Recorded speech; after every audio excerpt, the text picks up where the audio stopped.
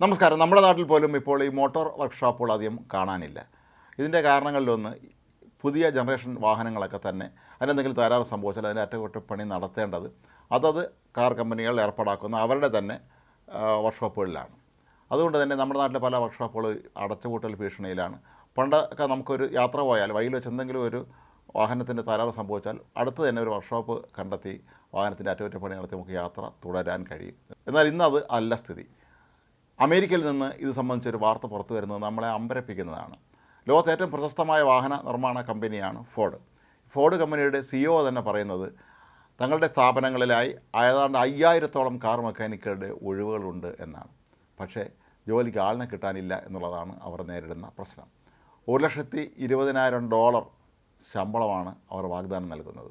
ഇത്തരത്തിൽ ആറക്ക ശമ്പള വാഗ്ദാനം നൽകിയിട്ട് പോലും ഈ ജോലിക്ക് ആളിനെ കിട്ടുന്നില്ല എന്നാണ് അദ്ദേഹം ഒരു പ്രമുഖ മാധ്യമത്തിന് നൽകിയ അഭിമുഖത്തിൽ വ്യക്തമാക്കിയിരിക്കുന്നത്. ജിം ഹാർലി എന്ന ഫോർഡിൻ്റെ CEOയും പ്രസിഡൻറ്റുമായ വ്യക്തി പറയുന്നത് ഇത്രയും വലിയൊരു വാഗ്ദാനം സാധാരണഗതിയിൽ അമേരിക്കയിൽ ഒരു തൊഴിലാളിക്ക് കിട്ടുന്ന ശമ്പളത്തിൻ്റെ ഇരട്ടിയിലധികം തങ്ങൾ വാഗ്ദാനം ചെയ്തു എന്നാണ്. എന്നിട്ടും ആളിനെ കിട്ടാനില്ല. അമേരിക്കയിലൊക്കെ തന്നെ വ്യാപകമായി ഇപ്പോൾ ട്രേഡ് സ്കൂളുകൾ നിലനിൽക്കുന്നില്ല എന്നുള്ളതാണ് ഇതിൻ്റെ പ്രധാന കാരണമെന്ന് അദ്ദേഹം ചൂണ്ടിക്കാട്ടുന്നു. അതുകൊണ്ട് തന്നെ ഈ കമ്പനികളിൽ മെക്കാനിക്കായി ജോലിക്കെത്തുന്ന പലർക്കും ആവശ്യത്തിന് വിദ്യാഭ്യാസ യോഗ്യതയില്ല, അവർക്ക് വേണ്ടത്ര പ്രവൃത്തി പരിചയമില്ല എന്നുള്ളൊരു പ്രശ്നമുണ്ട്.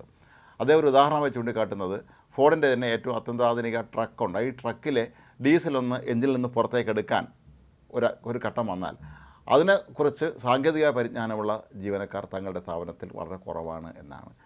അദ്ദേഹം കളിയാക്കി പറയുന്നത് ഇതിൻ്റെ പണി പഠിക്കാൻ പോലും ഒരാൾ സാധാരണഗതിയിൽ 5 വർഷമെങ്കിലും എടുക്കുമെന്നാണ്. അത്രത്തോളം വിദ്യാഭ്യാസ യോഗ്യത അല്ലെങ്കിൽ പ്രവൃത്തി പരിചയം വളരെ കുറവുള്ള തൊഴിലാളികളാണ് നിലവിൽ അവരുടെ കമ്പനികളിലൊക്കെ തന്നെ ഉള്ളത്. അപ്പോൾ ഈ സ്ഥിതി മാറേണ്ടതുണ്ട് എന്നാണ് അദ്ദേഹം പറയുന്നത്.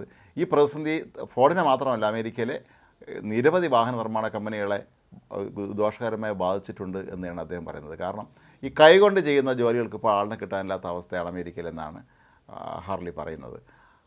എല്ലാവരും ഇപ്പോൾ യാന്ത്രികമായി മാറിയിരിക്കുന്നു. കാർ നിർമ്മാണ കമ്പനികളിലൊക്കെ തന്നെ എല്ലാ യന്ത്രങ്ങളാണ് അവിടെ കാര്യങ്ങൾ ചെയ്യുന്നത്. എങ്കിൽ പോലും കുറേ കാര്യങ്ങൾ കൈകൊണ്ട് തന്നെ ചെയ്യേണ്ടതുണ്ട്. ഇതിനാണ് ഇപ്പോൾ ആളിനെ കിട്ടാനില്ലാത്ത അവസ്ഥ അമേരിക്കയിൽ ഉണ്ടായിരിക്കുന്നത്. ഇതിന് അടിയന്തര പരിഹാരം വേണമെന്നാണ് അദ്ദേഹം പറയുന്നത്. ഒരുപക്ഷെ വിദേശ രാജ്യങ്ങളിൽ നിന്ന് തൊഴിലാളികൾ ഇവിടെ എത്തിച്ചു വേണമെങ്കിൽ അവർക്ക് ഈ ജോലിക്ക് അവരെ നിയോഗിക്കാൻ കഴിയും. പക്ഷേ ഇപ്പോൾ അമേരിക്കൻ പ്രസിഡന്റ് ഡൊണാൾഡ് ട്രംപ് പറയുന്നത് പരമാവധി എല്ലാ ജോലിക്കും അമേരിക്കക്കാരെ തന്നെ നിയോഗിക്കണം എന്നുള്ളതാണ്. ഇത് വലിയൊരു തടസ്സമായി മാറിയിട്ടുമുണ്ട്. ഏതായാലും ഫാർലി പറയുന്ന കാര്യങ്ങൾ അമേരിക്കയിലെ മോട്ടോർ വാഹന വ്യവസായം ഇപ്പോൾ എവിടെ നിൽക്കുന്നു എന്നുള്ളതിൻ്റെ വ്യക്തമായ സൂചന തന്നെയാണ് നമുക്ക് മനസ്സിലാക്കി തരുന്നത്. ലോക കോടീശ്വരനായ ഇലോൺ മസ്ക് ആരംഭിച്ച ടെസ്ല വാഹന നിർമ്മാണ കമ്പനി പോലും ഇപ്പോൾ പ്രതിസന്ധി വിവിധ തലങ്ങളിൽ നേരിടുന്നുണ്ട്.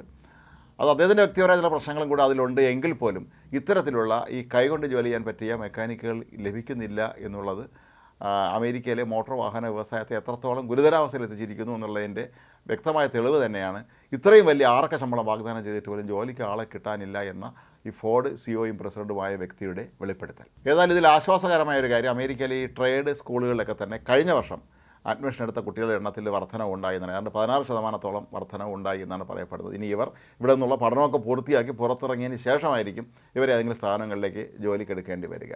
അത്തരത്തിലുള്ള ഒരു അവസരമാണ് ഇനിയും ഈ വാഹന നിർമ്മാണ കമ്പനികൾ ഇപ്പോൾ പ്രതീക്ഷയോടെ ഉറ്റുനോക്കുന്നത്. ഒരുപക്ഷെ ഭാവിയിൽ ഇവരുടെ എണ്ണത്തിൽ ക്രമാതീതമായ വർധനമുണ്ടായാൽ അത് തങ്ങൾക്കേറെ സഹായകരമാകുമെന്നാണ് പറയുന്നത്. 5000-ഓളം തൊഴിലവസരങ്ങൾ ഫോർഡിൽ മാത്രമുണ്ട് എന്നുള്ളത് ഒരു ചെറിയ കാര്യമല്ല. അമേരിക്കയിലെ മറ്റെല്ലാ വാഹന നിർമ്മാണ കമ്പനികളുടെയും കൂടെ കണക്കെടുക്കുമ്പോൾ ഇതിൻ്റെ എത്രയോ ഇരട്ടി മെക്കാനിക്കുകളുടെ തൊഴിലവസരങ്ങളാണ് ഇപ്പോൾ അമേരിക്കയിലുള്ളത്. ആറക്ക ശമ്പളം വാങ്ങി അവർക്ക് സുഖമായി ജീവിക്കുകയും ചെയ്യാം.